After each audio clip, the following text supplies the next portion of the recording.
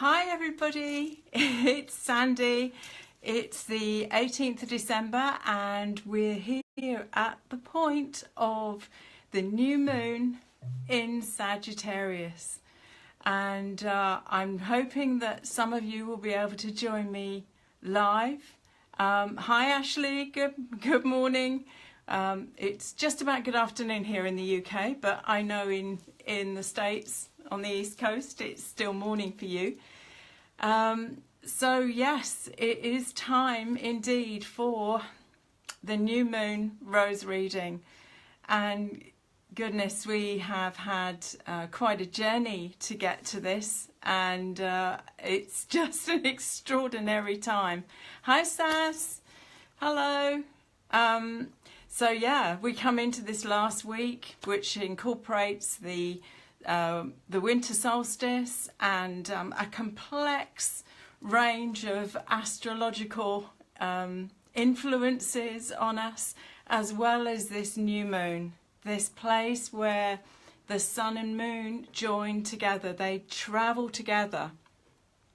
And I've really come to understand that that's the point of recharge, actually, for the feminine. It's like she goes into that cave, into that place where she can sit in the yin, in the dark, fecund energies that she is so familiar with, to recharge, to renew, to extend herself back out again. So not only is this the most yin time of year, it's in our northern hemisphere here, it's the time when the days become shorter and the nights become longer. It has a deeper, darker, sort of into the cave type energy to it. So here we are, heading into the shortest day. We're drawing in on that last of that in-breath to once more welcome the solar rays and to be able to breathe out again into our journey to the summer solstice. So this is fascinating time, and it's the time when we can best resource. And it's really fascinating because I actually have felt this real drawing in to almost hermit. I hermit very well, so it takes an awful lot to sort of pull me out of that sort of spending time in contemplation or at home here, you know, in the Rosy Temple. It's but this particular holiday season, I've found myself actually far more sociable than I would normally have been in other years. So it's quite fascinating in the conscious awareness that my whole being is wanting to sort of take time in, that there is, you know, there's this going on in being out and being more sociable and actually spending time with friends.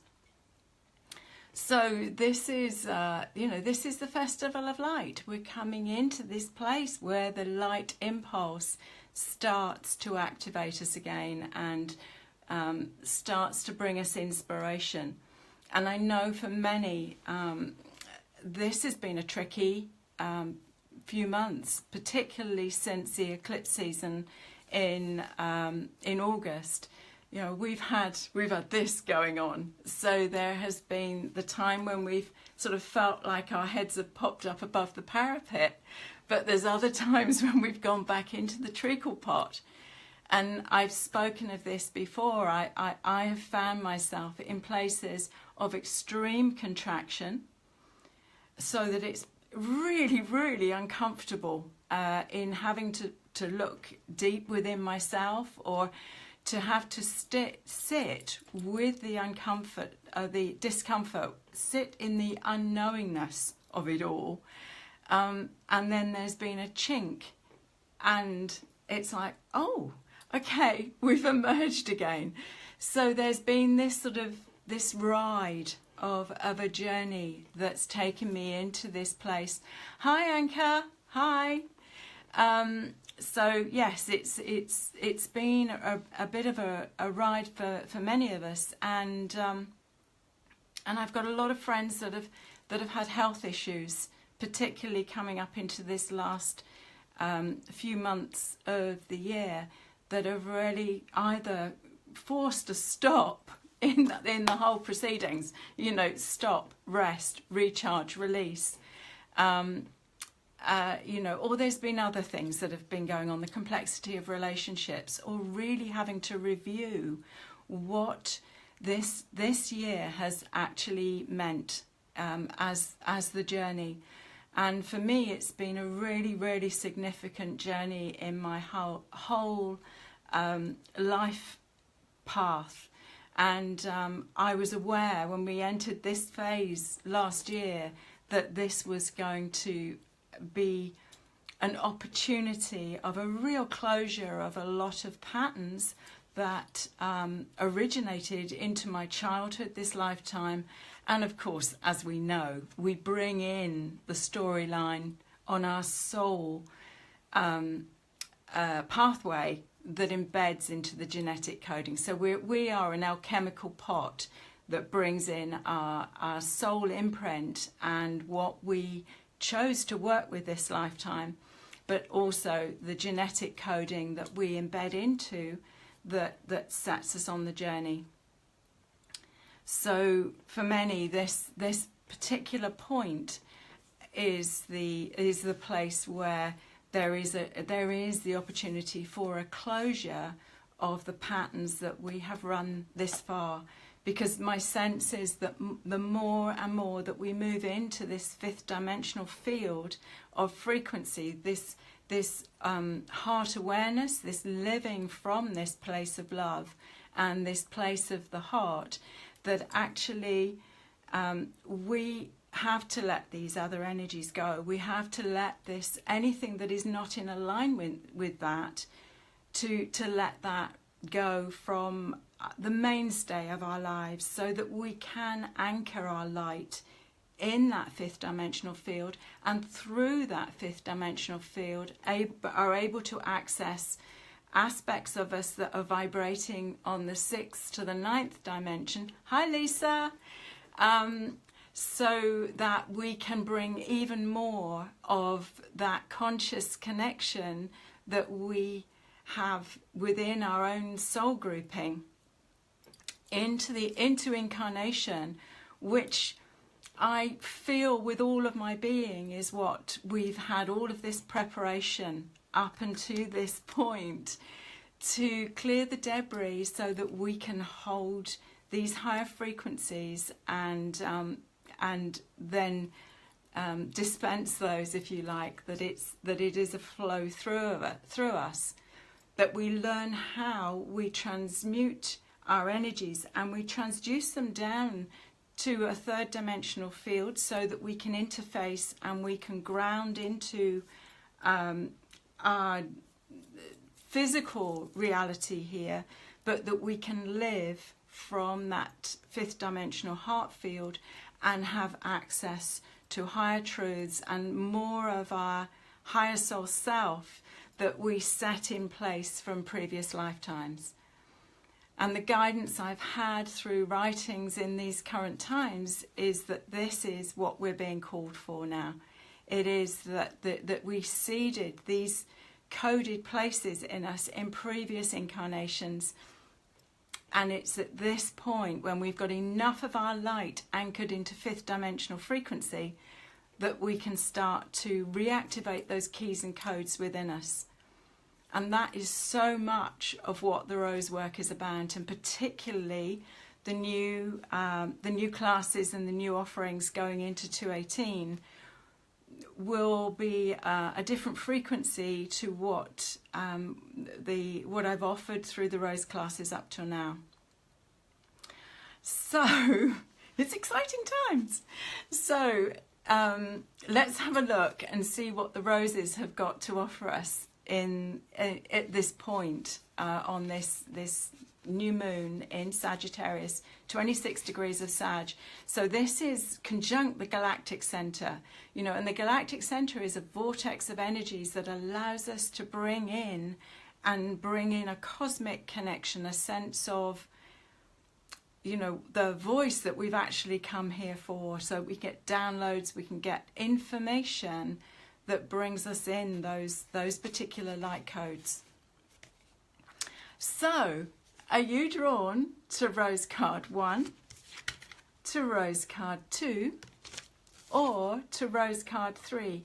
And you'll notice that I have beautifully colour coordinated today with the rose behind me. And actually, she is the rose of unconditional love. She is rose mile 9, and this particular rose is a print of the rose, a silk of the rose that is actually not on the website. She is a rose that got printed slightly differently than I had intended, and so she has a strength and a power to her that I really hadn't appreciated until I did the rose scarf offer, and so much of my stock went, and it was like, what am I going to put on my wall?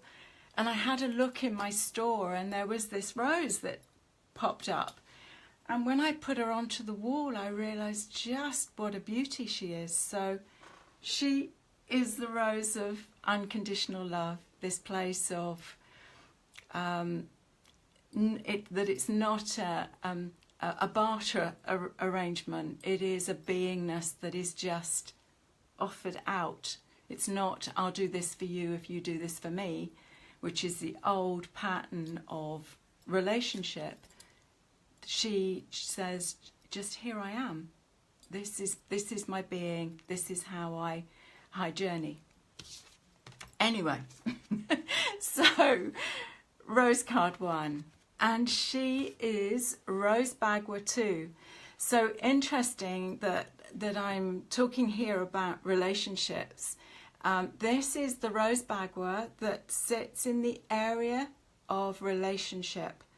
So Rose card 1, if you've been drawn to Rose card 1, she is calling for a review of your relationships. That's your relationship to yourself, because that's your primary relationship, is that place of self-love, self-value, self-esteem that enables you to hold an anchor point of light that just is. You know, you present in a frequency of beingness. And this is what she says, you know, that we hold that frequency, and what we attract into our lives is in relationship to that. So she is calling for a reframing, a review and a reframing of your boundaries and your connection and honour of yourself, particularly going into 218. That actually you make that relationship with yourself your primary focus right from the time you get up in the morning. And it's not a selfish place that we've, you know, many of us have had lifetimes in, you know, monasteries and cloistered gatherings where there was a degree of agreement of, you know, putting others first.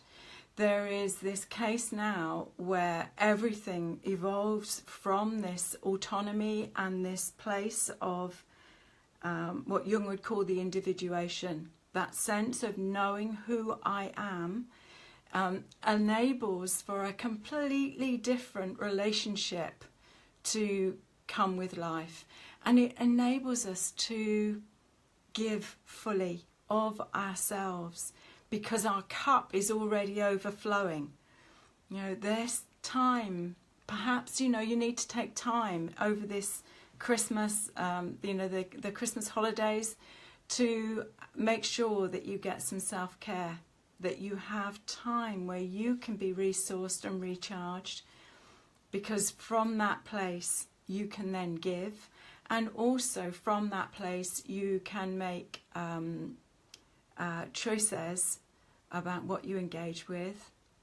Also be very aware when you're going back into family dynamics, family situations, which we all get pulled into during the Christmas time. What part of the family dynamic do you play out? And do you turn up and play, "Hi Linda, hello"? Do you play the joker? Do you play the pleaser? Do you try and keep everybody even? What was the pattern that you played out in your childhood family dynamic? And have you still got any of that running? And is that still true for you now? So this is a powerful, powerful rose. So she is Rose Bagua 2. And the Rose Bagua is a set of 9 roses that are life codes, really. They form a Bagua, just like it's a feng shui term about our external expression, particularly in our home. So this particular rose sits in the area of relationships. So she's really asking you, what's being called for. Hi Amanda. So this is beautiful rose to choose. If you were drawn to rose card 1, review and look at your relationship to yourself primarily, and what's the dynamic that's playing out around you. Is there anything that now is complete that you can release, reframe, and what are your boundaries? What is your new set, your new frame of reference for you and your external expression? So if you were drawn to Rose card 2, she is Rosemar 8, and she's come up several times for us just recently. She's a rose that's actually called the Lark Ascending. She's a David Austin rose, a very scented rose, and she says, "I am creative." So if you were drawn to Rose card 2, perhaps she's asking you to look and see whether you can spend some time being creative over the holidays. I mean, that could be creative baking. That could be doing mince pies with, twirls and flourishes.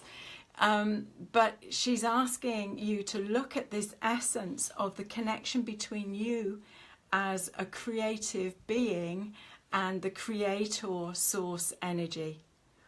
Is there anything that you're really being drawn to? Do you need to spend time painting? Do you need to find yourself a life drawing class for into the new year? She's such a beautiful rose. She's got huge curls of energy that are running into her center. So it's like, the rose has a golden heart. And this is what was known as the Rosa Mystica. This was the deepest of the mysteries within us. So, this is this real calling into what is our creative expression. What do you love? What lights you up? Hi, Erica. Hi, Roberta. So, this place of knowing what lights us up. When we do things that light us up, what happens is the heart field turns to gold. That's where we start to be illuminated. We are in the flow. We are so present to our lives. Hi, Samantha. Hi, Roberta. So yes, she's calling you to look at what aspect of your own creativity, your creative essence, that's wanting to be playful, that's wanting to explore its expression in perhaps a new way. Also, this rose is very, very much about the sacral chakra. So, the womb hara aspect of the sacral chakra holds the whole essence of our creativity in the world, whether that's a procreativity, so it's where obviously we birth and carry children, our child, a baby, but it's also where we start to incubate and birth our creative babies. So is she calling you to dive deep within and really incubate and work with some new offering going out in this new phase of energy? Hi, Paige. So this is beautiful, beautiful rose to be drawn to. And of course, so resonates. These two energies really resonate. So this energy of unconditional love flows through us when we are in the zone. When we're in the zone of our creativity. Oh, thank you for all the hearts. They're all trundling across the screen. And this is where we want to be. You know, we want to make sure that we spend some time every day resourcing, really, you know, accessing that side within us. And of course, when we connect that womb hara energy with our beautiful heart fields, and the energy flows from the heart over the shoulders, down the arms to the hands, which is where we give our glorious hugs, but also up through the throat, where we share our expression with the world. But it has to come from this rooted place within us, this place of the womb, that place of creativity of all, and it's our sense of self-love, self-value, self-esteem, and where we hold financial abundance as well. Making sure that that area isn't a leaky colander, it is a radiant golden chalice. And Rose card 3, and she is Rose 1. And Rose 1 is the first card in the set, and she sits on the sacral chakra. So this rose is all about that sense of grounded connectedness. She's the one that dives down and connects in with the Earth Star. She's that docking place of where we know that we're on the right path, we're in the right place, and it allows our energy fields to unpack because we've come home. We're actually home inside of ourselves. This rose she's fleshy and she's rich, and you could almost curl up inside her. She's got this amazing protective, supportive energy. And yet, so this rose for me has a real connection with Saturn, and actually Saturn is conjunct the galactic center, and this is such an important part of the new moon. So this place of our grounded attention to foundations. What do we need? What foundations do we need to put in place to go into 218? What can we, if we review through 217, where have things felt wobbly? And what I do know is that going into the new year energy, we have to be absolutely certain of that foundation underneath us, that we are our own resource. And whether that's through our morning practice, you know, making sure that whatever we do to resource ourselves is in place and has a primary focus for us, to enable us to be resourced to give. So she calls us into that base second chakra. Base chakra looks after the condition of the musculoskeletal system. She looks after the condition of the blood, has a strong link to the condition of the skin, and 30% of the energy in the base chakra goes down the legs. And if you can imagine that pelvic area is the place where we stand tall and strong and we move forward in life. So this is absolutely essential, that we are resourced and we are able to hold this kind of frequency to manifest. Without having this foundation, it's like Maslow's triangle. If the base of your foundation isn't in place, it doesn't matter how altruistic you choose to be in that vertical journey to spirit, there is nothing that's holding this as a stable anchor. So really look at where you need to be resourced, and bring that as part of the focus if you've drawn Rose 3 today. Look at maybe Kundalini Yoga, maybe look at different exercise regimes that will bring you fully into the body and fully anchored into your being. So as ever, these 3 roses work together. So we have Rose 1, this place of our relationship to ourselves being the foundation, so that we're not externally resourced. I spent much of my life being externally resourced because I had experiences in my childhood that took me out of body, made it very difficult to be present in myself, and therefore I lost connection with being able to trust how I felt about something.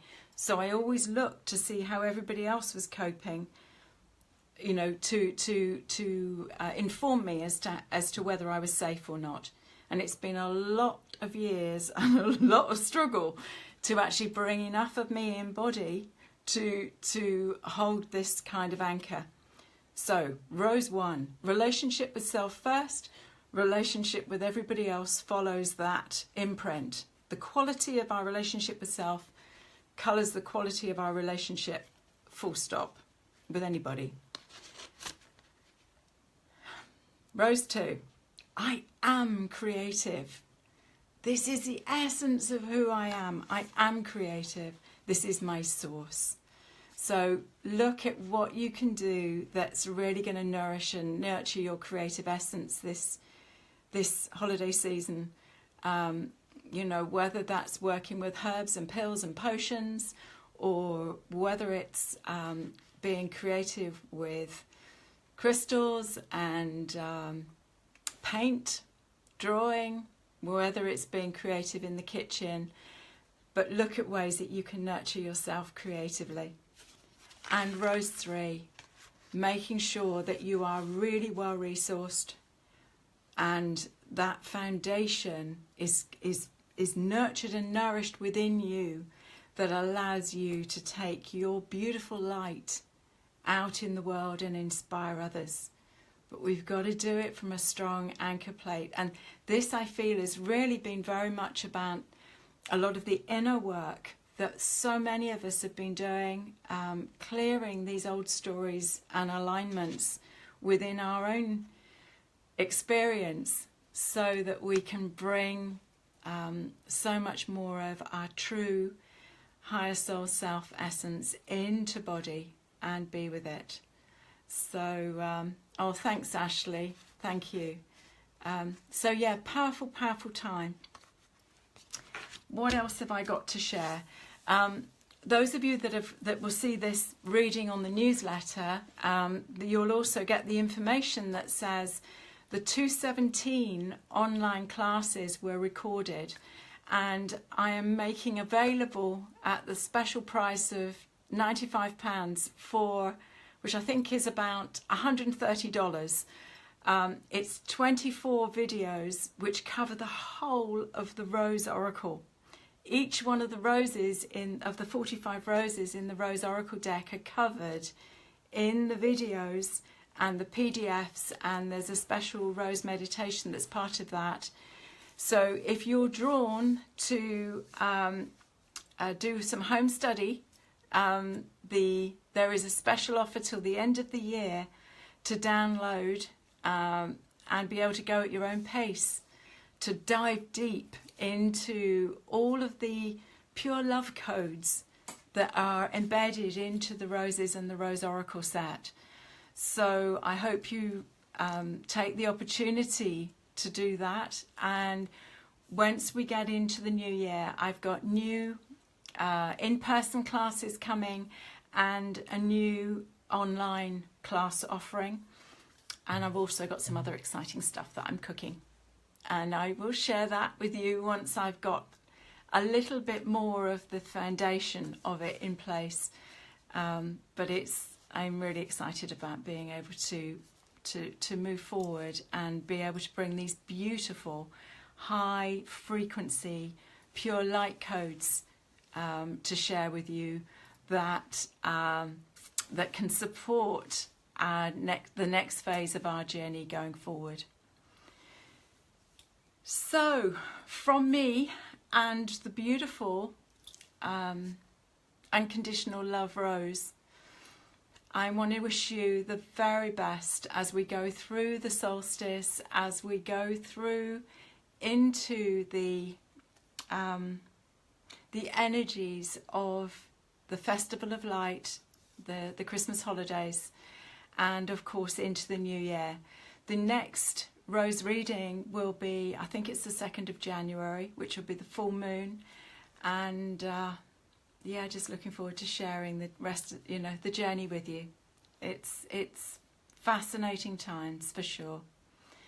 So thank you. I hope you've enjoyed the reading, and may it inspire you in these coming times. And yeah, until we connect again, much love and rosy blessings.